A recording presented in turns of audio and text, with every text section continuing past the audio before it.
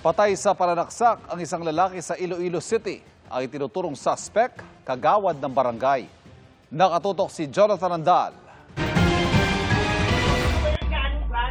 Sa kuha ng CCTV, rinig ang tila pakikipagsagutan ng lalaking nakadilaw habang kinokolekta ang mga lalagyan ng tubig. Ang lalaki biglang tumakbo nang may humabol sa kanya.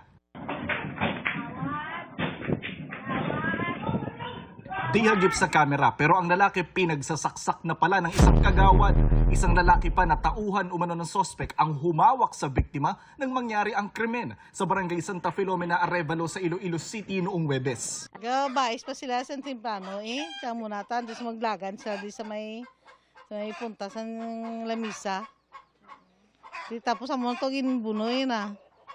May gamay mo ng kutsilyo mo nakalapad alaba Dead on arrival sa ospital ang biktimang nagtamo ng mga saksak sa kilikili at balikat. Ayon sa live-in partner ng biktima, nagtrabaho ng 9 na taon ng biktima bilang kolektor sa negosyong pautang ng kagawad na sospek. Pero 2 taon na anyang resigned ang biktima at madalas umanong hinaharas ng sospek. Plano ko yung mapakasog ikabilo. Hindi pwede niya mapasayluhon.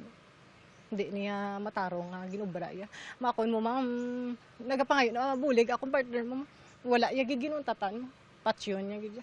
Kabilang sa iniimbestigahang motibo sa krimen ng umano'y alitan dahil sa negosyong pautang. Wala kita sa specific nga details kang sano kag kung paano nga natabo ay allegedly sukmaan siya ni kagawad ang biktima.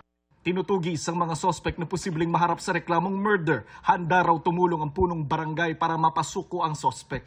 Sa Midsayap, Cotabato, patay matapos barilin sa ulo ang isang security guard kagabi. Batay sa inisyal na investigasyon, pauwi ang biktima ng pagbabarilin ng mga armadong lalaki. Nananawagan ng hustisya ang kanyang pamilya. Inaalam pa ang pagkakakilanlan ng mga sospek na patuloy ring tinutugis. Jonathan Andal, Nakatutok, 24 Oras.